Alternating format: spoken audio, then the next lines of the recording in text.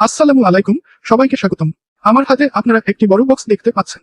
এই বক্সের ভেতরে রয়েছে আমার স্বপ্নের কিছু উপকরণ। আলহামদুলিল্লাহ, আমি রেজিন ও জিপসাম ডেকোর নিয়ে একটি নতুন যাত্রা শুরু করতে যাচ্ছি। আর আজকের এই ভিডিওতে আমি আপনাদের সঙ্গে আমার প্রথম র মেটেরিয়াল আনবক্সিং করব। আশা করি আপনারা শুরু থেকে শেষ পর্যন্ত আমার সঙ্গে থাকবেন। চলুন তাহলে শুরু করা যাক। প্রথমেই আছে ড্রাইড ফ্লাওয়ার, শুকনো ফুল। এগুলো দিয়ে রেজিনের মধ্যে প্রাকৃতিক সৌন্দর্য করা যাবে। এখানে রয়েছে বিভিন্ন রঙের গ্লিটার বল।